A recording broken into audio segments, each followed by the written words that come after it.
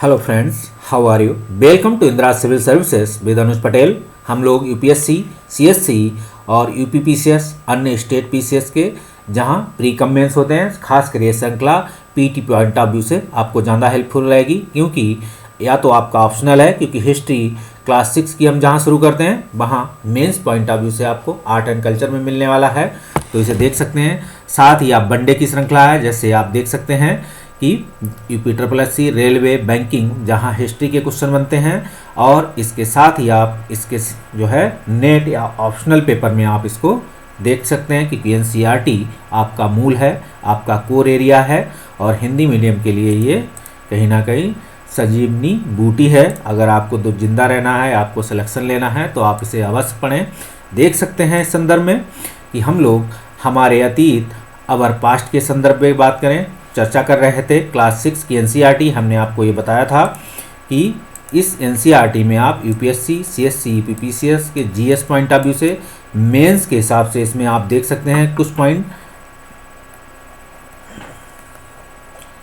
कौन से, art and culture, जैसे भीमबेटका हुआ या आर्कियोलॉजी हुआ, कैसे पत्थरों का विकास, तो आप इसे आर्ट एंड कल्चर में देख सकते हैं। साथ ही आप इसे देखेंगे जो यूपीएससी, सीएससी, यूपीपीसीएस, अन्य other state PCS pre cum mains के संदर्भ मेंस में जहाँ साथ ही आप अगर आपका क्या ऑप्शनल विषय अगर हम बात करें तो क्या है, हिस्ट्री है, तो आप इस पर देख सकते हैं, हिस्ट्री को देख सकते हैं। नेट अगर का एग्ज़ाम दे रहे हैं तो आप देख सकते हैं टीजीटी,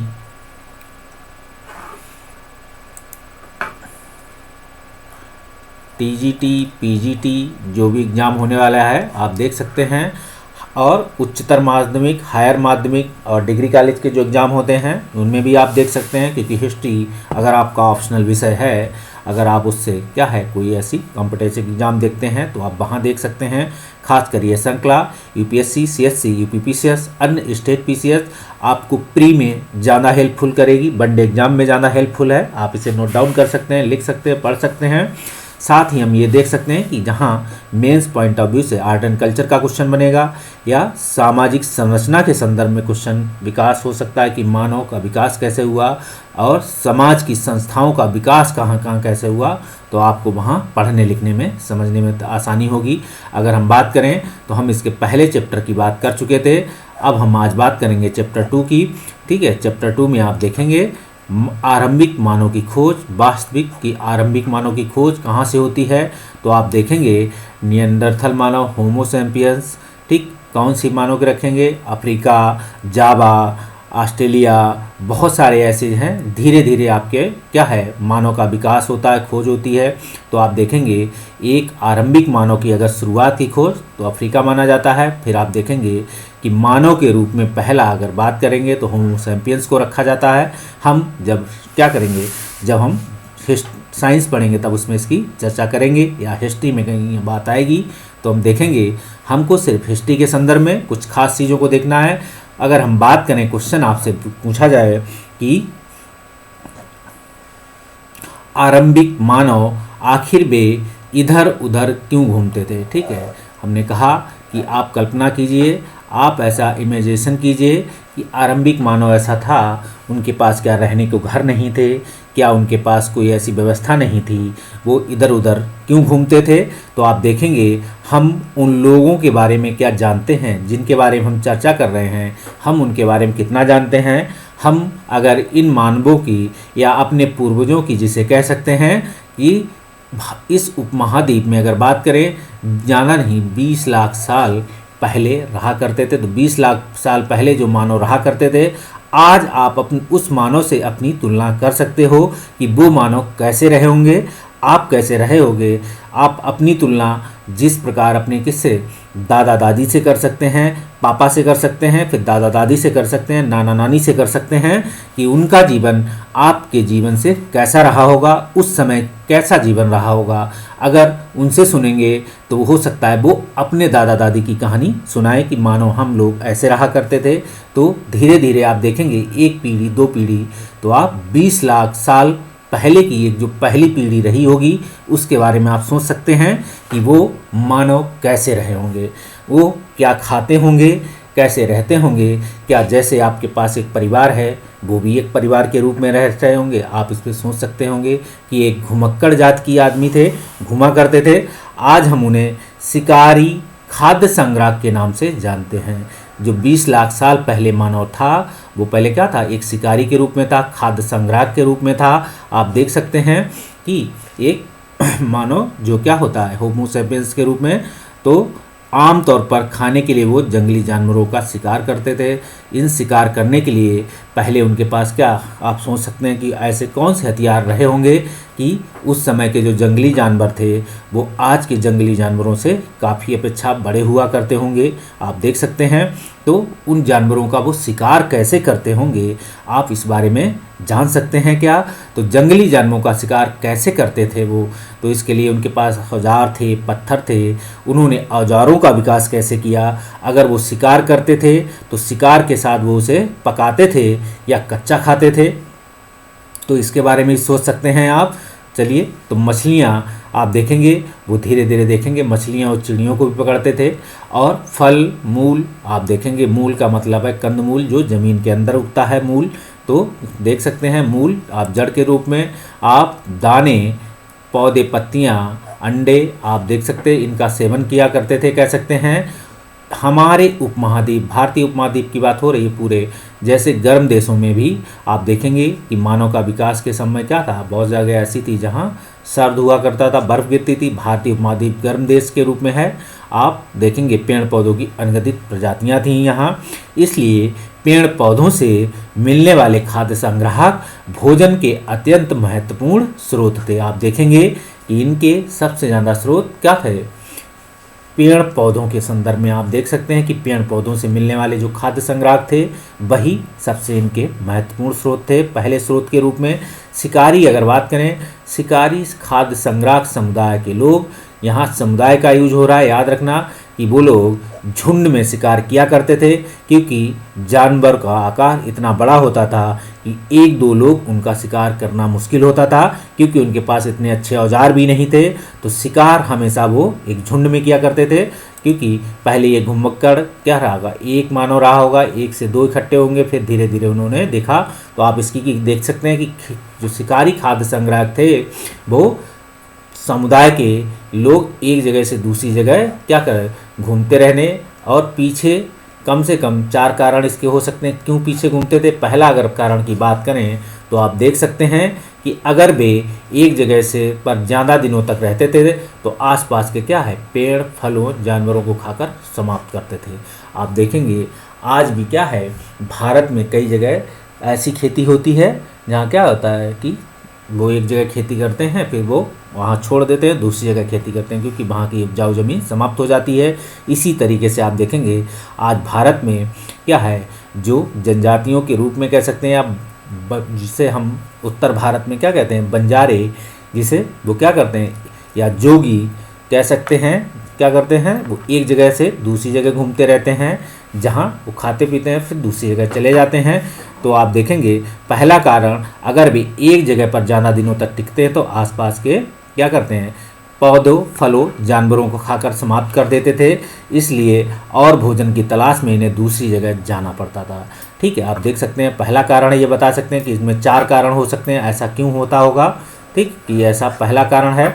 आप दूसरे कारण की अगर बात करें इस संदर्भ में तो देखेंगे कि अगर जानवर अपने शिकार के लिए या हिरण और मवेशी अपना चारा ढूंढने के लिए एक जगह से दूसरी जगह जाया करते थे, इसलिए इन जानवरों का शिकार करने वाले लोग भी इनके पीछे पीछे जाया करते थे। और देखेंगे इनके पीछे पीछे इन्हें घूमते घूमते इन्हें अनुभव हो गया कि ये बच्चे देते हैं, इनके बच्चों की संख्या, तो इन्होंने क्या हुआ, प्रजनन करना सीखा। मानव ने खुद प्रजनन करना धीरे धीरे सीखा। आप ये भी देखेंगे कि इसी प्रजनन काल को संदर्भ में पहली बात अगर देखेंगे कि इन्होंने क्या किया, फिर उनको पालने की प्रक्रिया शुरू हुई, फिर धीरे धीरे इन्होंने क्या है, उसी क्रम में अनाज को उगाना सीखा। तो आपको आगे दिखाएंगे कि कैसे कैसे इन्होंने देखा है। तो तीसरे कारण की अगर बात करें, यह है पेड़ों और पौधों में फल फूल अलग अलग मौसम में आते थे। तो आप देखेंगे कि अलग अलग मौसम में, इस जगह पे आज मौसम में यह फल नहीं आता, ये पेड़ क्या है ग्रीष्मकालीन में फल आएगा। और कुछ फल पेड़ ऐसे हैं जो शीतकालीन फल आते हैं, इसलिए लोग इनकी तलाश में उपयुक्त मौसम के अनुसार एक दूसरे की घूमते होंगे, ऐसा भी कल्पना या ऐसा कहा जा सकता है। चौथे कारण की बात करें, पानी के बिना किसी भी प्राणी या पौधे क्या करते हैं, अपना जीवन रहना संभव नहीं हो सकता है। तो आप देखेंगे पानी जो है इन्हें झील, झरनों और नदियों से ही मिलता था। आप देखेंगे आरंभिक सभ्यताओं का विकास भी आप देख सकते हैं कहाँ, या तो झीलों के किनारे हुआ है, या कोई ऐसे झरने हैं जहाँ उन्हें पानी की व्यवस्था है, या ऐसी नदियाँ हैं जहाँ उन्हें पानी मिलता होगा। तो आप देखेंगे कई नदियाँ आप इसके संदर्भ में देख सकते हैं। इंडस वैली की शुरुआत या मेसोपोटामिया सभ्यता, मिस्र सभ्यता, ये सभी क्या है, नदियों के किनारे फली फूली हैं, जो सबसे प्राचीन सभ्यताओं के रूप में। या माया सभ्यता आप देख सकते हैं। ऐसी भारत की विश्व की अनेक सभ्यताएं हैं जो विश्व के अनेक हिस्सों में फली फूली, लेकिन जहाँ पानी, झील या नदियाँ उपस्थित थीं। झीलों का पानी कभी नहीं सूखता, कुछ झीलों और नदियों का पानी बारिश के बाद ही मिल पाता था। आप देखेंगे ये भी कारण था कि कुछ नहीं सूखती थी, कुछ सूख जाती थी, और झील नदियों के किनारे बसे लोग सूखे मौसम में पानी की तलाश में इधर उधर जाना पड़ता होगा। ऐसा भी है कि जो नदियाँ सूख जाती होंगी, बरसाती होंगी, आप देख सकते हैं, ऐसी एक कल्पना की गई। लेकिन उस समय के दौर की अगर बात करें कि ऐसा संभव था जब पानी के इतने अच्छे सोर्सेज थे, झील जो है, तो आप देखेंगे कि शायद ये नदियाँ, लेकिन कुछ ऐसी नदियाँ हो सकता है वहाँ पानी सूख जाता हो कुछ, क्योंकि सब पार्ट होंगे नदियों के। तो आप देख सकते हैं इसके अलावा लोग नाते रिश्तेदारों की बात, मित्रों से मिलने जाया करते होंगे। आपसे ये एक ऐसी कहानी सुनाने की कोशिश कर रहे हैं जैसे दादा दादी, नाना नानी इनके हुआ करते होंगे। तो आप अभी हम पूरा पाषाण काल में हैं, आपको एक समझाने की कोशिश भर है इन शब्दों से कि हो सकता है इनके कुछ जानने वाले लोग रहा होते हैं। तो आप देखेंगे ये स्मरण रखना ज़रूरी है कि लकी लोग पैदल यात्रा करते थे। अगर इनके नातेदार, रिश्तेदार, मित्र हो चुके थे तब पैदल यात्रा नहीं, तब तो बैलगाड़ी का विकास हो चुका था और उन्होंने जानवरों का विकास क्या होता पालना शुरू कर दिया था और बैलगाड़ी चलाना शुरू कर दिए थे। तो ऐसी व्यवस्था नहीं थी। आप इसे इसमें यहाँ पे ना जाएं, देख सकते हैं आप यहीं, ये सिर्फ समझाने के लिए है आपको इतना। तो आप देख सकते हैं इस संदर्भ में। और आरंभिक मानव के बारे में जानकारी कैसे मिलती है, आपको अगर जानकारी कलेक्ट करनी हो तो देख सकते हैं कि इस मामले में आप आर्कियोलॉजिस्ट, पुरातत्वविदों से सीख सकते हैं, उनसे ऐसी जानकारी प्राप्त कर सकते हैं। उन्होंने जो जानकारी ली है उनकी किताबों को पढ़ सकते हैं, या वो ऐसी जो क्या हैं, ऐसी वास्तुकला या पुरातत्वविदों की, आर्कियोलॉजिस्ट के जो ऑफिसेस हैं वहाँ ऐसी वस्तुएं हैं, रखी हैं, उन्होंने खुदाई के दौरान प्राप्त की हैं। आप वहाँ जाके इनसे पता कर सकते हैं, सीख सकते हैं। कुछ ऐसी वस्तुएं मिली हैं जिनका निर्माण और उपयोग शिकारी खाद्य संग्रह के लिए करते थे। तो आप देखेंगे आरंभिक मानव के जैसे पत्थर थे, उन्होंने पत्थरों से क्या हुआ, शिकार करना सीखा। फिर और पत्थरों का धीरे धीरे उन्हें हैंड ग्रेस हुआ, उनके अलग अलग पत्थरों के नाम बढ़ते चले गए। तो जैसे जैसे उनका विकास हुआ वैसे वैसे उन्होंने अपने हथियारों का विकास किया। तो आप ये देख सकते हैं इस संदर्भ में कि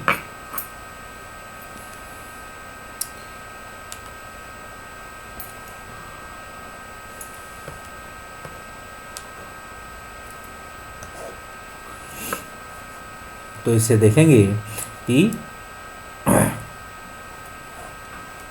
लोग अपने काम के लिए पत्थरों, लकड़ियों और क्या था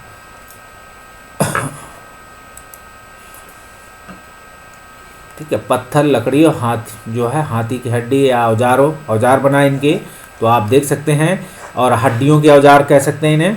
इसने पत्थरों के औजार भी, इनमें से पत्थर के औजार आज भी तो आपको देखेंगे कि पत्थर वाले जो औजार हैं वो आज भी आपको देखने को मिलेंगे।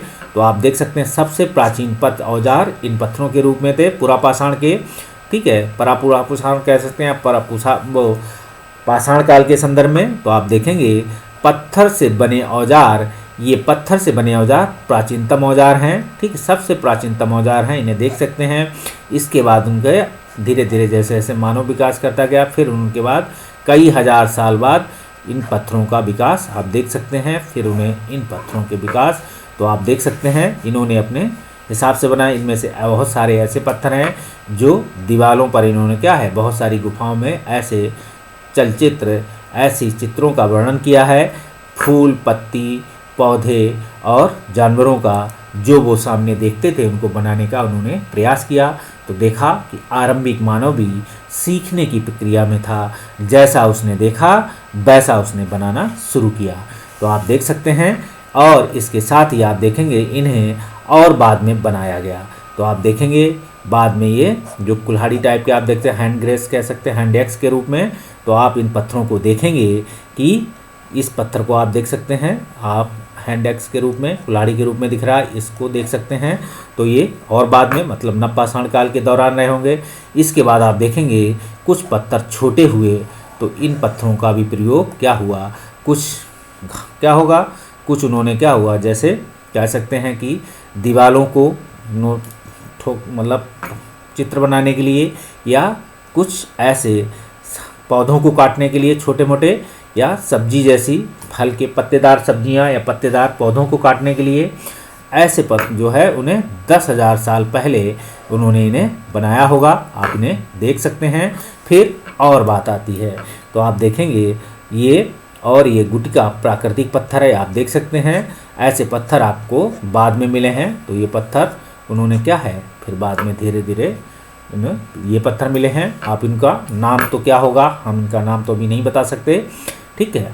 हम आगे बात करें कुछ और औजारों का प्रयोग, जो ये औजार थे, अगर इन औजारों की बात करें तो क्या होगा, फल फूल काटने के लिए, और देखेंगे क्या था, आप मांस काटने, पेड़ों की छाल, ठीक है ना, पेड़ों की छाल के रूप में जानवरों की खाल उतारने के लिए, कुछ हाथियों या देख सकते हैं हाथियों या क्या होगा, लकड़ियों को मोहर लगाकर भाले और बाण बनाए जाते होंगे। तो आप देखेंगे ये सबसे बाद की व्यवस्था है।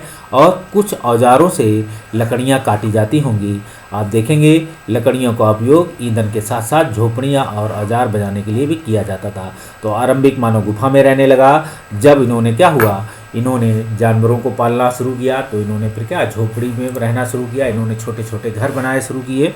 तो आप देख सकते हैं कि प्रारंभिक जो पत्थर बने थे हैंड एक्स ग्रेस के रूप में, तो देखिए पेड़ों को काटने के लिए, किसी मांस की खाल उतारने के लिए, तो इन पत्थरों का उपयोग किया गया हुआ है। आप इन्हें देख सकते हैं इस संदर्भ में।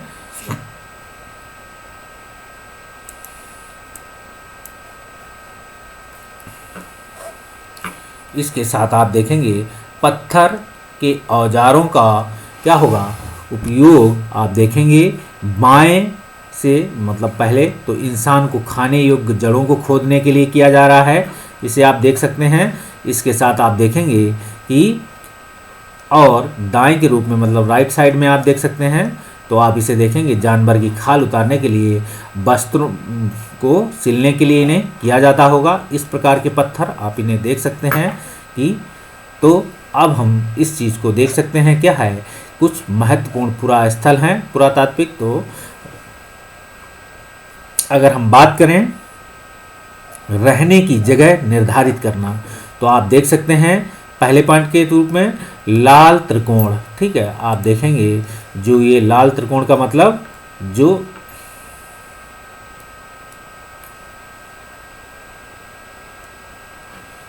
ये त्रिकोण के रूप में भीमबेटका, तो आप देखेंगे जो लाल त्रिकोण है, तो आप खासकर इसे देख सकते हैं या इनके संकेत देख सकते हैं, लाल त्रिकोण है। और ये आप इन्हें देखेंगे वाले स्थान वे पुरास्थल हैं जहाँ पर शिकारी खाद्य संग्राहकों के होने के प्रमाण मिले हैं। इसके अलावा और कई ऐसे स्थानों पर शिकारी खाद्य संग्राहक रहा करते थे। कई पुरास्थल नदियों और झीलों के किनारे पाए गए हैं। तो यहाँ से पीटी के क्वेश्चन बनेंगे, याद रखिएगा। तो भीमबेटका से पूछा जाएगा, आप इसमें देख सकते हैं। तो जो शिकारी खाद्य संग्राहक के रूप में भीमबेटका हुआ, हुक्सी हुआ, कुरनूल हुआ, ठीक है, कुरनूल की गुफाएं देख सकते हैं। और इसके साथ ही आप इसमें अन्य स्थानों पे आप देख सकते हैं, कहीं आपको दिख रहा हो सीधे। और आप बात करेंगे नप्पा, जो ये आप देखेंगे ये क्या है, नवपाषाणिक स्थल के रूप में। तो नवपाषाणिक स्थल भारत देख सकते हैं कि बहुत सारे नवपाषाणिक स्थल दिखाई देंगे। आप नवपाषाणिक स्थल में देखेंगे तो यहाँ बुरझोम की बात करेंगे, ये मेहरगढ़ की बात करेंगे, ठीक है, कोल्डीवा की बात करेंगे, और महागढ़ की बात करेंगे, ये सब नवपाषाणिक स्थल है, आपसे क्वेश्चन पूछा जा सकता है। चिरांद है और दावजोली हेडिंग है, आप इनको याद रखें। और पयमपल्ली है और हुल्लूर है, इन्हें याद रखेंगे क्योंकि ये पीटी पॉइंट ऑफ व्यू से आपसे पूछा जाता है कि नवपाषाणिक स्थल इसमें कौन सा है। आप देखेंगे कि आरंभिक जो खाद्य संग्राहक थे, शिकारी खाद्य संग्राहक के प्रमाण कहाँ कहाँ मिले हैं, तो हुक्सी, भीमबेटका, कुरनूल की गुफाएं 3 जगह आपको दिखाया गया और 3 ही जगह इनफ है क्योंकि एनसीईआरटी आपसे बता रही है, इसे याद रखिएगा। आगे हम बात करें, चूंकि पत्थर के उपकरण बहुत महत्वपूर्ण है इसलिए लोग ऐसी जगह ढूंढते रहते थे जहां अच्छे पत्थर मिल सकें और जहां लोग पत्थरों से औजार बनाने उन पत्थरों का उपयोग उद्योग स्थल पे करते थे कहते हैं, तो उनके उद्योग स्थल थे एक तरीके के। तो आप देखेंगे कि हर जगह के पत्थर इतने जो थे बहुत मजबूत नहीं थे, तो वो ऐसे स्थल देखे थे जिनकी पत्थर मजबूत हुआ करते थे, उनको औजार या हथियार के रूप में प्रयोग करते थे। हम देख सकते हैं इसके साथ महापाषाणिक स्थल के रूप में, तो आप देख सकते हैं महापाषाणिक स्थल के रूप में आपको एक स्थान दिखाई पड़ेगा ब्रह्मगिरी, फिर दूसरा स्थान दिखाएगा अदनील चुल्लूर, आपको 2 स्थान दिखाई पड़ रहे हैं। अगर कोई और स्थान दिखाई पड़े तो उसे और देखें। इसके साथ ही आप आरंभिक गांव की शुरुआत कहाँ होती है, तो आप देख सकते हैं पहला नाम आएगा तो पहले नाम के साथ आपको देखेंगे कि कहाँ कहाँ है, तो आप एक नाम देख सकते हैं इसमें, तो आप देखेंगे कि ईनाम गांव। आपको और कोई गांव दिख रहा हो तो उसे भी टिक मारें। तो आरंभिक गांव और आधुनिक नगर देख सकते हैं, तो आधुनिक नगर आपको मुंबई दिखेगा, जो कोलकाता दिखेगा, ये सभी आधुनिक नगर हैं। आज के संदर्भ में बताया गया ये। आज हम बात करेंगे इस संदर्भ में कि हम इन उद्योग स्थलों के बारे में जानकारी कैसे मिलती है। अगर आपसे क्वेश्चन पूछा जाए हमें इन उद्योग स्थलों के जहाँ से पत्थरों के औजार बनाए जाते थे, उन स्थलों की ऐसी जगहों पर पत्थर के बड़े बड़े टुकड़े मिलेंगे आपको, ठीक है। और टुकड़े भी इन स्थलों पर कभी कभी कुछ स्थलों पर ज़्यादा समय तक रहा करते हैं, तो आप देखेंगे जो टुकड़े मिलते हैं उनके उपकरण मिलते हैं जिन्हें लोग इन स्थलों पर या तो छोड़ गए होंगे या औजार बनाने के बाद पत्थर के टूटे फूटे टुकड़े भी इन स्थलों पर मिलते हैं। तो कोई भी जब उद्योग बना होता है तो आप देखेंगे उसका वेस्ट भी निकलता है, तो आप देखेंगे बड़े पत्थर से एक छोटा औजार, जिससे क्या है पत्थर से धीरे धीरे उसको तराशा जाता है, जैसे आज के पत्थर तराशे जाते हैं उसी तरीके से उस समय के हथियार बनाने के लिए जो पत्थर थे वो भी तराशे जाते थे, तो उनका बहुत सारा वेस्ट निकला होगा। कभी कभी इन स्थलों पर कुछ ज़्यादा समय तक रहा करते थे, ऐसे स्थल आवासीय उद्योग स्थल कहते हैं। तो आप देखेंगे इस संदर्भ में इसका एक चित्र भी दिखाएंगे। जो आवासीय उद्योग स्थल थे उसका नाम हम भीमबेटका के रूप में देख सकते हैं, आगे भी दिखाएंगे आपको। आधुनिक मध्य प्रदेश आवासीय पुरा स्थल इन्हें कहते हैं, ठीक है। आवासीय पुरा स्थल हैं जहां लोग रहा करते थे, गुफाओं कंदराओं जैसे स्थल होते थे, इन्हें लोग यहाँ दर्शाया गया है। आप देखेंगे जो भीमबेटका की गुफाएं हैं, ठीक है, आधुनिक मध्य प्रदेश में, ये भी पूछा जाता है पीटी में। इसके साथ आप ये भी देखेंगे कि इन गुफाओं कंदराओं में जैसे वे स्थल हैं इन्हें यहाँ दर्शाया गया, आप देख सकते हैं। इसलिए लोग इन गुफाओं में इसलिए रहते थे क्योंकि यहाँ बारिश धूप हवा से इन्हें राहत मिलती थी। ऐसी प्राकृतिक गुफाएं बिंद दक्कन के पर्वतीय इलाकों में मिलती हैं जो नर्मदा घाटी के पास हैं। तो आप देखेंगे नर्मदा घाटी के आसपास की स्थित, तो नर्मदा घाटी आप कहाँ है, तो आप देखेंगे जो नर्मदा घाटी क्या है, एक रिफ्ट वैली आप देखेंगे घाटी में बहती है, तो इसे देख सकते हैं। इसके साथ ही आप इसे देखेंगे ये भीमबेटका स्थल है, यहाँ ये पत्थर काफ़ी मजबूत हैं, आज भी आप देख सकते हैं इस संदर्भ में। आगे हम अगर बात करें पुरा स्थल क्या होते हैं, तो पुरा स्थल उस स्थान को कहते हैं जहाँ औजार बर्तन, ठीक है, और इमारतों जैसी वस्तुओं के अवशेष मिलते हैं, पुरा स्थल है। तो आप देखेंगे ऐसी वस्तुओं का निर्माण लोगों ने अपने काम के लिए किया था, बाद में वो वहीं छोड़ गए। छोड़ने के रीजन कई हो सकते हैं, हो सकता है वहाँ सूखा पड़ गया हो सकता है अकाल पड़ गया, हो सकता है किसी ने आक्रमण कर दिया, हो सकता है वो क्या हो किसी बाढ़ का शिकार हो गए, जैसे इंडस वैली के बारे में ऐसी कल्पना की जाती है। ये जमीन के ऊपर अंदर कभी कभी आप देखेंगे समुद्र और नदी के तल पर भी पाए जाते हैं। इन पुरा स्थलों के बारे में आपको अलग से अध्याय में आप देख सकते हैं इनकी बात की गई है। इसके साथ आप बात करेंगे पाषाण औजारों का निर्माण बात होगी। तो पाषाण औजारों का निर्माण, पाषाण उपकरणों को प्रायः दो तरीकों से बनाया जाता है। तो आप देख सकते हैं इनके दो तरीकों के रूप में, जो पाषाणकालीन उपकरण थे या पाषाण इसलिए है कि ये पत्थरों से बने हैं। पत्थर से पत्थर को टकराना, ठीक है, जैसे क्या है पत्थर से पत्थर, आजकल मूवियाँ भी ऐसी बनती हैं, आप देख सकते हैं कि पत्थर से पत्थर टकराना। तो पत्थर से पत्थर को टकराना यानी जिस पत्थर से कोई औजार बनाना होता है उसे एक हाथ में लिया जाता है। तो आप देखेंगे दूसरे हाथ से एक पत्थर का हथौड़ा जिसे इस्तेमाल होता है बड़ा सा। तो आप देखें आघात करने वाले पत्थर से दूसरे पत्थर पर तब तक सल्क निकालते रहते हैं, मतलब एक हाथ में लिए उस पर दूसरे हाथ से जब मारते हैं तो छोटे छोटे सल्क निकलते रहते हैं, मतलब छोटे छोटे टुकड़े टूट कर गिरते रहते हैं। जिस तरफ से उसे पत्थर मारोगे उस तरफ का छोटा सा टुकड़ा टूट कर गिरेगा। तो आप देखेंगे जो है इस तरह के आघात करने वाले पत्थर से दूसरे पत्थर पर तब तक सल्क निकाले जाते हैं जब तक वांछित आकार वाला उपकरण ना बनाया जाए। तो आप इसे देखेंगे। दूसरे तरीके की हम बात करेंगे, दूसरे तरीके का दबाव सल्क तकनीक है। तो आप देखेंगे इस सल्क तकनीक कहा जाता है। इस पे क्रोड को एक स्थिर सतह पर टिकाया जाता है। तो आप देख सकते हैं ये तो जैसे पाषाण उपकरण है, तो इस पे दूसरा है। तो जैसे इस पे देखिए जगह जगह सल्क मारे, जैसे यहाँ मारा, यहाँ मारा, अब यहाँ मारा, ठीक, कोई डिजाइन बनानी है तो आप देख सकते हैं। इसे दूसरे तरीके को दबाव सल्क तकनीक कहा जाता है। इसमें क्रोड को एक स्थिर सतह पर टिकाया जाता है। इस क्रोड पर हड्डी या पत्थर रखकर उस पर हथौड़ी नुमा पत्थर से सल्क निकाले जाते हैं जिसमें वांछित उपकरण बनाए जाते हैं। तो आप देखेंगे इस क्रोड पर ही हड्डी या पत्थर रखकर उस पर हथौड़ी नुमा पत्थर से सल्क निकाले जाते हैं। आप इस एग्जाम्पल को भी देख सकते हैं ठीक से। तो आप देखेंगे कि पाषाण उपकरण बनाए जाते थे, कैसे बनाए जाते थे। आप देखेंगे अपनाई गई दो तकनीक हैं, जो कौन सी तकनीक है तो आप देखेंगे इसे दबाव सल्क तकनीक कहा जाता है। तो कौन सी? दबाव सल्क तकनीक। तो आप देख सकते हैं। अब हम बात करेंगे आग की खोज के संदर्भ में। तो कुरनूल की गुफा कहाँ है? तो आप देख सकते हैं कुरनूल की गुफाएं यहाँ पे हैं, ठीक है, आप इसे देख सकते हैं कुरनूल। तो कुरनूल की गुफाओं में यहाँ राख के अवशेष मिले हैं। आप देखेंगे आरंभिक राख के स्पेस, मतलब आग की खोज के संदर्भ में बात हो रही है। इसका मतलब है कि आरंभिक लोग आग जलाना सीख गए। आग का इस्तेमाल कई प्रकार से किया गया, जैसे प्रकाश के लिए, मांस पकाने के लिए, खतरनाक जानवरों को दूर भगाने के लिए, जो आज भी आप देखेंगे किया जाता है, ठीक है। आज हम आग का उपयोग किस लिए करते हैं? अगर बात किया जाए आग का उपयोग, वही बात है कि आग जब, तो आज भी वही सेम है बात कि प्रकाश के लिए करते हैं आग का उपयोग।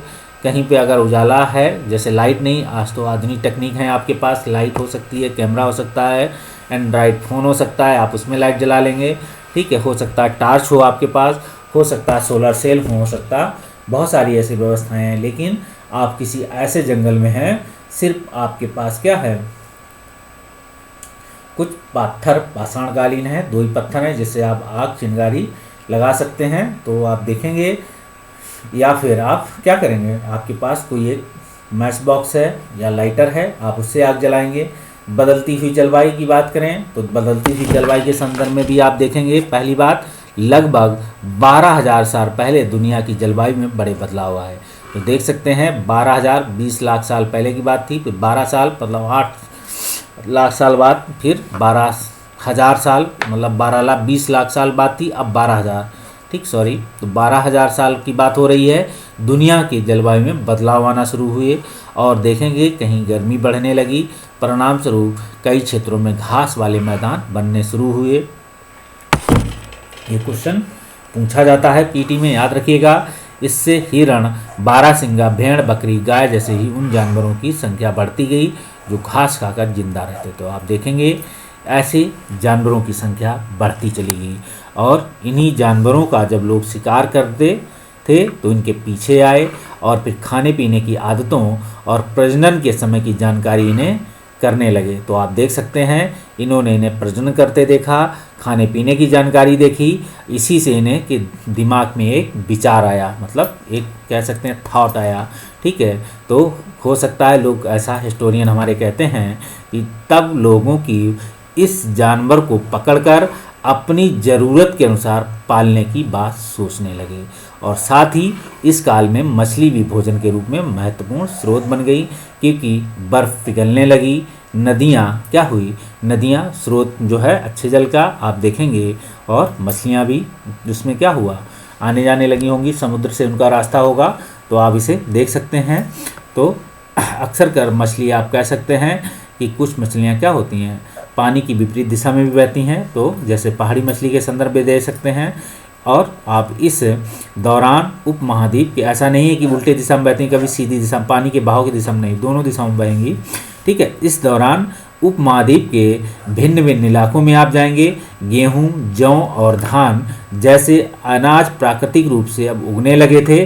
शायद महिलाओं, पुरुषों और बच्चों ने इन अनाजों को भोजन के लिए बटोरना शुरू कर दिया होगा। जैसे जैसे उनके दिमाग में आया, उन्होंने जानवरों को पालना शुरू किया। फिर आप देखेंगे जैसे जैसे घास उगने लगी, वो घास उगरी तो घासों क्या हुई, तो आप देखेंगे उनमें से बहुत सारे कुछ ऐसे रहे होंगे अनाज जिन्हें उन्होंने क्या होगा बटोरा होगा, फिर उन्होंने कहीं डाला होगा, तो वो गेहूं के रूप में उगना शुरू हुआ होगा। तो आप इसी तरह से उनका प्रयोग सफल हुआ, जो आज आप गेहूं की रोटी खाते हैं, जौ की रोटी खाते हैं, और क्या कहते हैं, धान कूट कर आप चावल खाते हैं। तो गेहूं, जौ और धान जैसे अनाज प्राकृतिक रूप से अब उगने लगे, मतलब जब क्या हुआ बड़े बड़े मैदान उगाए। तो आप स्टेपी पे के मैदान में जाएंगे यूरोप में, तो गेहूं बहुत उगता है, तो वहाँ क्या हुआ गेहूं, तो देख सकते हैं कि ज़रूरी नहीं कि गेहूं की पहली गेहूं वहीं पैदा हुआ हो, ऐसा स्रोत नहीं मिलते हैं, याद रखिएगा। ऐसा स्रोत आपको गेहूं के रूप में अन्य जगहों पे मिलेंगे।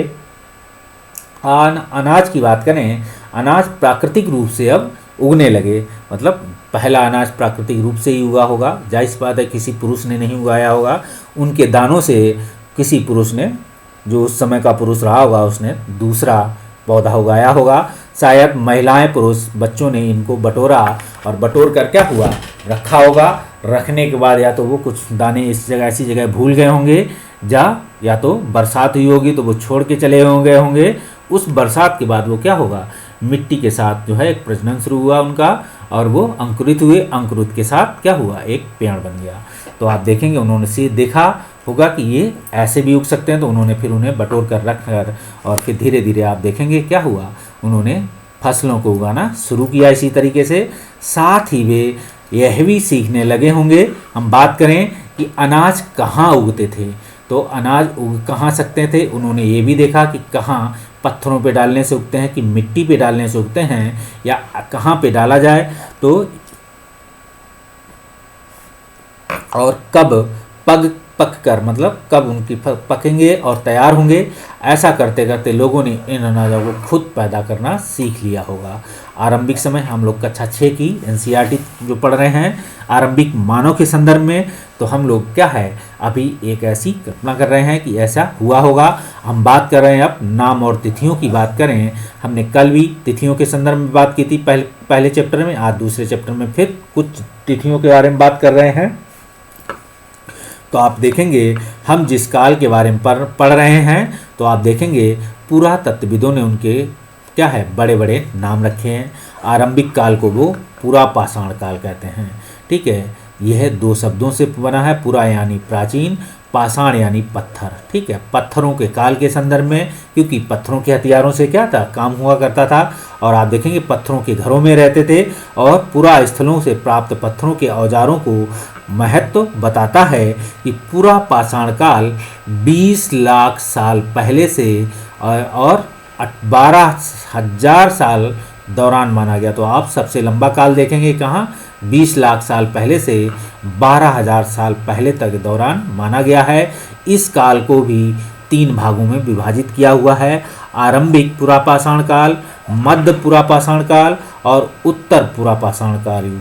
ठीक है, मानव इतिहास की लगभग 99% कहानी इसी के दौरान घटित हुई। तो मानव इतिहास के जो इतिहास है मानव का क्या कि कैसे कैसे विकास किया, कैसे कैसे वो काम कर रहे हैं, तो 99% कहानी अगर बात करेंगे तो जिस काल में हमें पर्यावरणीय बदलाव मिलते हैं उसे हम मेसोलिथी या मध्य पाषाण युग कहते हैं।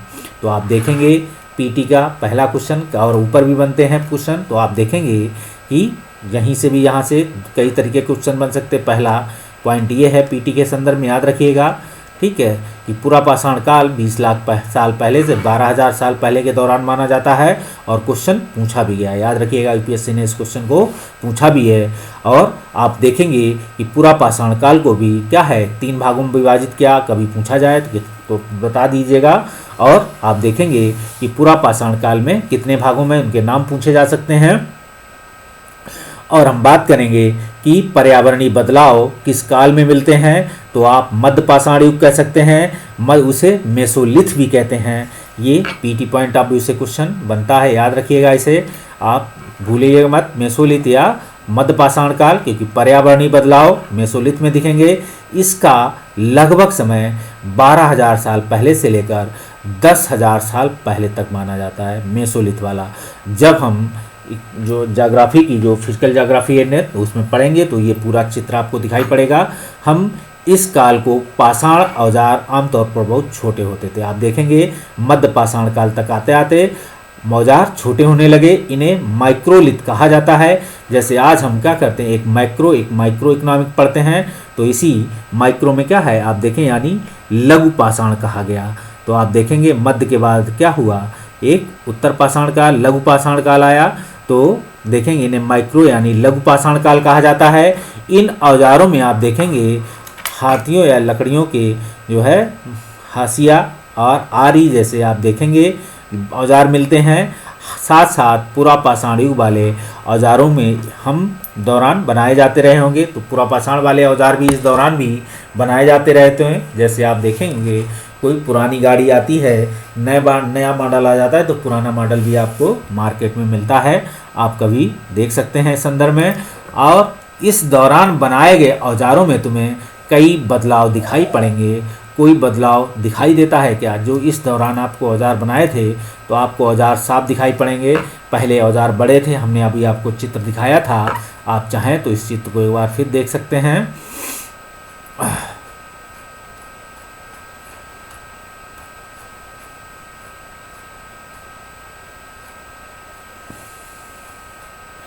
इन चित्रों को आप देखेंगे प्रारंभिक, फिर धीरे धीरे क्या है औजारों का आकार बदलता गया, धीरे धीरे आप देख सकते हैं संदर्भ में इन औजारों को, ठीक है।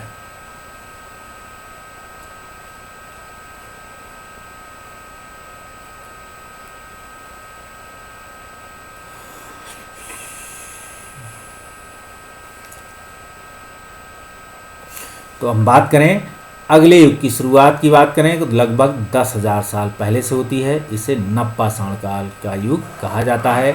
अगले अध्याय में तुम नवपाषाण काल के बारे में सुनोगे। नवपाषाण काल के बारे में अभी हम इसको नवपाषाण की बात होती है, आप इसे छोड़ दीजिए, हम लोग इसको अगले चैप्टर में पढ़ेंगे। नवपाषाण का मतलब क्या होता होगा अगर हम यही जाने, ठीक है। आप देख सकते हैं कि हमने कुछ अभी चित्र में सीखा था, उनको आप देख सकते हैं कि नवपाषाणिक स्थल के मतलब में आप देखेंगे। अब बात करेंगे शैल चित्रकला, क्योंकि शैलों से बनी हुई है। आप दीवारों पे जाएंगे तो दीवारों पे क्या पत्थरों से मार मार कर चित्रों को उकेरा गया है, और देखेंगे फिर उन पे क्या है पत्थरों से खरोच खरोच कर भीमबेटका की गुफाओं में शायद ऐसा कहा जाता है कि वो जब बरसात होती होगी तो उन गुफाओं में बैठते होंगे। आप देखे होंगे जैसे कुछ लोग गुफाओं में बैठते होंगे, उनके कहे होंगे अगर पहले की जैसे अगर फीमेल के संदर्भ में बात करें तो हो सकता है मेल गुफाओं में, फीमेल गुफाओं में रहती हों और मेल क्या है शिकार के लिए जाते हों, वो उनको चित्र दृश्य के रूप में दर्शाती हो रही हो, ऐसा भी एक चित्र के रूप में दिखाया गया है। दूसरी हम बात करें कि उनके बच्चों ने बनाया होगा, हो सकता है पुरुषों ने भी, जो पुरुष वहाँ रहते होंगे, सभी लोग शिकार नहीं जाते होंगे करने, तो उन्होंने जो शिकार करते हुए कभी शिकार किया होगा ग्रुप में, वो आज असमर्थ हैं जाने में, तो या नहीं मन है या नहीं गए तो फिर वो क्या है, चित्र बनाते रहे होंगे। तो आप इसे देख सकते हैं कि शैल चित्रकला, इनमें से हमें क्या पता चलता है, जिन गुफाओं में लोग रहते थे उनमें से कुछ को दीवारों के चित्र मिलते हैं। कुछ सुंदर उदाहरण आप जाएंगे मध्य प्रदेश, उत्तर प्रदेश के गुफाओं में मिले हैं। इन्हें जंगली जानवरों की बड़ी कुशलता से सजीव चित्रण किया गया है। आप देख सकते हैं कि ये शिकार हिरण के पीछे एक व्यक्ति दौड़ता हुआ दिखाया दिया रहा है, तो ये आप शैल चित्र है, इसे देख सकते हैं। गुफाओं में ऐसे चित्र आपको बाकायदा मिलेंगे। पहले आरंभिक चित्र ऐसे हैं, जैसे जैसे मानव आगे बढ़ता गया, इन्हीं चित्रों में फिर क्या हुआ, उसने प्राकृतिक रंगों, फूल पत्तियों के रंगों से उन्हें क्या हुआ, उन्हें रंगना भी शुरू किया है। तो आप याद रखिएगा, ये सभी आपको क्या है, एक आर्ट एंड कल्चर के पॉइंट ऑफ व्यू से इसे आप पॉइंट मिल सकता है। कौन क्या करता है के संदर्भ में बात करें तो आरंभिक लोग शिकार तथा फल फूल का संग्रह किया करते थे। वे पत्थरों और औजारों गुफाओं के में चित्र बनाते थे। तो आप देखेंगे चित्र बनाने के लिए क्या थे, हमें कोई ऐसे साक्ष्य मिलते हैं अगर बात करें जिसमें क्या है, पता चल जाए कि महिलाएं शिकार करती थी या पुरुष औजार बनाते थे या महिलाएं चित्रकार करती थी या जो है पुरुष का फल मूल इकट्ठा करते थे। वास्तव में इसका ज्ञान नहीं है। हमने आपको बताया कि कौन चित्र बनाता था, इसका ज्ञान नहीं है। लेकिन अधिकतर कलाओं में आप देखेंगे, चित्रकला हो चाहे शैल कला जो है, आज की अगर बात करें तो महिलाएं ज़्यादा चित्र बनाने में या कला बनाने में ज़्यादा माहिर होती हैं। तो लोग, लेकिन दो बातों के संदर्भ में ऐसा नहीं है कि पुरुष नहीं बना पाते। तो आप ये भी देखेंगे कि उस समय हो सकता है कि पुरुष भी क्या है, चित्र और कलाओं का प्रदर्शन करते होंगे, क्योंकि शिकार करने के दौरान या तो महिलाएं शिकार करने जाती होंगी साथ में, तो उन्होंने उनको देखा होगा और आप देखेंगे जो है क्या होता है, उन्होंने उनको चित्र के रूप में उतारना जो है, अपने भावनाओं को या अपने अंदर की चित्र को या अपने दिमाग में आए इमेजिनेशन को उन्होंने दीवार पर उतारना शुरू किया, उकेरना। तो महिला और पुरुष दोनों ने मिलकर एक साथ काम किया। यह संभव है कि महिलाएं और पुरुष दोनों शिकार पे जाते हों, फिर महिलाओं और पुरुष जो शिकार पे नहीं जाते थे तो हो सकता है उन्होंने चित्र बना के अपना टाइम काटा हो सकता है बरसात के समय खाली समय में क्या होता, उन्होंने उन चित्रों का निर्माण किया होगा। कुछ इस तरह केवल महिलाएं ही काम करती थीं या और केवल पुरुष, देखेंगे। इसके अलावा भारतीय उपमहाद्वीप में या उपमहाद्वीप में अलग अलग क्षेत्रों में अलग अलग परंपराएं रही होंगी। हम भारत में शुतुरमुर्ग की बात करें तो देख सकते हैं, भारत में पुरापाषाण युग के दौरान शुतुरमुर्ग होते थे। क्वेश्चन कभी आपसे पूछा जाए कि भारत में शुतुरमुर्ग पाए जाते थे तो या कभी शुतुरमुर्ग पाए जाते थे, ऐसे अवशेष मिले हैं। तो पुरापाषाण काल के दौरान भारतीय उपमहाद्वीप में आप देखेंगे भारत में जो है क्या हुआ, शुतुरमुर्ग होते थे। महाराष्ट्र के आप जाएंगे, पटने पुरास्थल, पीटी में क्वेश्चन पूछा जाए, से शुतुरमुर्ग के अंडों के अवशेष मिले हैं। यहाँ से क्वेश्चन आपसे बन चुका है, आगे भी बनेगा। कुछ छिलकों पर चित्रांकन भी मिलता है। तो आप देखेंगे जो गुफाओं में आप जाएंगे तो उनमें क्या है, उनको चित्रांकन भी मिलता है। अंडों से मनके भी बनाए जाते थे। आप देखेंगे उनके अंडों से, क्योंकि शुतुरमुर्ग का अंडा है, आप देख सकते हैं ये अंडा जो है मनके बनाए जाते थे। इन मनकों का उपयोग किस लिए किया होगा। पहला आपसे सवाल है कि मनकों में या तो कुछ रखते होंगे या पानी भरते होंगे। आप देखेंगे हमें शुतुरमुर्ग कहाँ मिलते हैं आज के समय में, तो आप देख सकते हैं। अब हम बात करेंगे हुंसी सूक्ष्म निरीक्षण। तो हुंसी आपको बताया था कि हुंसी क्या है, ये स्थान है जो क्या है, आरंभिक साध संग्रह के स्थल था। तो हुंसी क्या है, पुरापाषाण युग में कई यहाँ पुरास्थल मिले हैं। कुछ पुरास्थलों से अलग अलग कार्यों के लिए जाने थे, कई प्रकार के औजार मिले थे। आवास उद्योग स्थल के रूप में होंगे, कुछ छोटे पुरास्थलों के रूप में औजार बनाए जाने का प्रमाण मिले हैं। कुछ पुरास्थल झरनों के निकट, ऐसा हमने एक जानकारी दी है इस संदर्भ में। और चूना पत्थर बनाए जाते थे, अधिकांश औजार चूना पत्थर से बनाए जाते थे। ठीक है, आप देखेंगे कि चूना पत्थरों के रूप में औजार बनाए जाते थे। अब हम बात करें दूसरे प्रकार के पुरास्थलों के नाम बता सकते हैं, तो अन्यत्र मतलब विश्व के संदर्भ में बात हो रही है। आप एटलस में फ्रांस जाके ढूंढ सकते हैं, फ्रांस की एक गुफा का नाम, ठीक है, चित्र फ्रांस की एक गुफा का है। ठीक है, इस पुरास्थल पे आप जाएंगे तो क्या होगा, इस पुरास्थल की खोज लगभग 100 साल पहले 4 स्कूल छात्र गए थे, उन्होंने ढूंढा चित्र लगभग 20,000 साल पहले से लेकर 10,000 साल पहले के बीच बनाए गए होंगे। कई जानवरों के चित्र हैं, जंगली घोड़े, गाय, भैंस, भेड़ा, गैंडा, रेंडियर। वहाँ की क्लाइमेट के आधार पर आप देखेंगे बारहसिंगा सुअरों के कई गहरे चमकीले रंगों से चित्रित किया गया था। इन रंगों को लौह अयस्क और चारकोल जैसे खनिज पदार्थों से बनाया गया था। आप देख सकते हैं, अगर लौह अयस्क की बात है, चारकोल की बात हो रही है, तो आप इन्हें समझ सकते हैं कि ये नवपाषाणिक स्थल के रूप में रहे होंगे, बहुत पुराने नहीं। तो ये है, संभव है कि इन चित्रों का उत्सव के क्या होगा, आवास अवसर पर बनाया जाता होगा। फिर इन्हें शिकारियों द्वारा क्या होगा, शिकार पर निकालने के लिए पहले कुछ अनुष्ठानों के लिए बनाया जाता होगा। आप देख सकते हैं इन चित्रों के संदर्भ में, क्या तुम इन चित्र बनाने की स्मरण कर सकते हो, तो आप इन चित्रों को देख सकते हैं। ये फ्रांस की एक गुफा के चित्र हैं। हम आगे बात करें उपयोगी ऐसे चित्र आप जाएंगे तो कुछ चित्रों का चित्रांकन आपको क्या है, कुछ हल्का फुल्का भीमबेटकाओं में मिलेंगे। इसके बाद हम बात करें उपयोगी शब्द के संदर्भ में, तो शिकारी खाद्य संग्रह के बारे में हमने पढ़ा, पुरा स्थल के बारे में पढ़ा, उद्योग स्थल के बारे में पढ़ा, आवासीय स्थल के रूप में पढ़ा, पुरा पाषाण काल के बारे में पढ़ा, मध्य पाषाण काल के बारे में पढ़ा और लघु पाषाण काल के बारे में पढ़ा।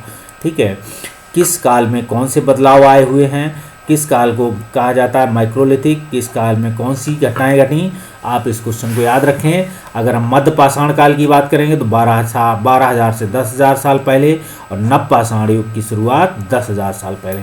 ये तिथियां भी आप याद रखेंगे। ठीक है, अब हम बात करेंगे इसके चैप्टर के इंडेक्स के क्वेश्चनों की। ठीक, तो देखेंगे शिकारी खाद्य संग्रह गुफाओं में इसलिए रहते थे क्योंकि क्या थे, वो एक साथ रह सकें। दूसरा, जानवरों से क्या था, उन्हें जानवर उन पे हमला ना कर सकें, या रात में बारिश या उनको छत या छाया के रूप में देख सकते हैं। एनसीईआरटी उन्हें छाया या छत के रूप में दिखाती है, आप देख सकते हैं जो। और घास वाले मैदानों का विकास देखेंगे किस साल हुआ, तो घास का मैदान आप देखेंगे कहाँ से हुआ, मध्य पाषाण काल में 12,000 साल पहले की बात है। तो आप देखेंगे वहाँ से क्या हुआ, एक क्लाइमेटिक घटना घटती है मध्य पाषाण काल में, मेसोलिथिक में। तो क्या हुआ, पर्यावरणीय, तो बहुत सारे मैदान जो है हरे भरे घास के मंदिर क्योंकि जो है घास के मैदान में तब्दील हो गए। कारण ये था कि उस समय क्या था, बर्फ़ पिघलने लगी क्योंकि एक मौसम में बदलाव आया या पर्यावरण में बदलाव आया। या देख सकते हैं आरंभिक लोगों ने गुफाओं की पर चित्र बनाए, तो देख सकते हैं खिलाड़ी एक शिकारी के रूप में क्या है, आरंभिक लोगों ने गुफाओं की पर क्या है, एक शैल चित्र बनाए हैं। तो आप देखेंगे गुफाओं की दीवारों पर चित्र बनाए हैं, याद रखिएगा। ठीक है, यहाँ लिख देते हैं भाई, आपको यहाँ लिखे आरंभिक तो लिखेंगे, मेसोलिथिक में लिखेंगे या मध्य पाषाण काल में लिख सकते हैं, मेसोलिथिक या मध्य पाषाण काल।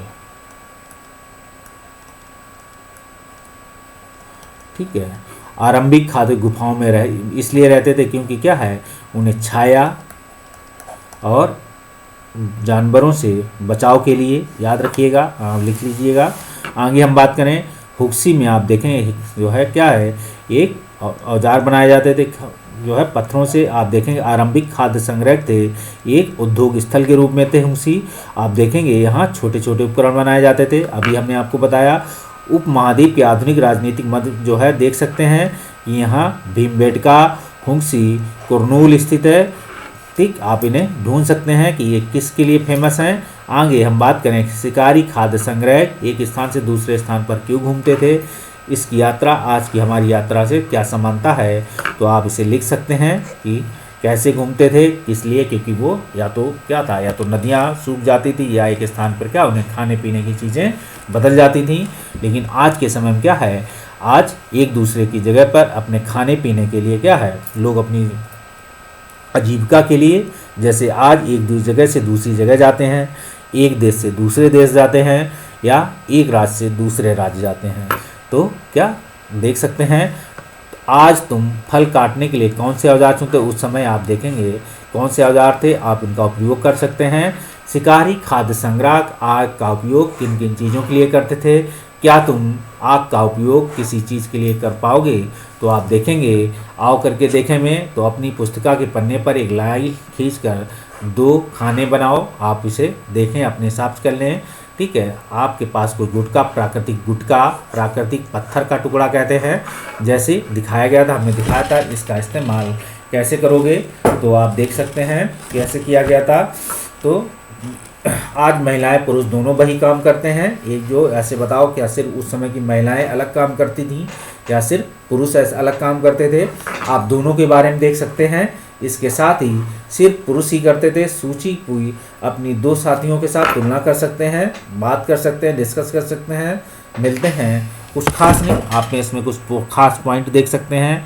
अपनी जानकारी के लिए आप कुछ क्वेश्चनों को पढ़कर आपने क्या पढ़ा, क्या सीखा के संदर्भ में क्या जानकारी बची है आपके पास, इनको पढ़कर आप अपने दिमाग में क्या बात आती है उसको सीख सकते हैं। इसके साथ ही हमारा वीडियो शुरू ख़त्म होता है। मिलते हैं अगले चैप्टर में, तब तक के लिए बाय बाय।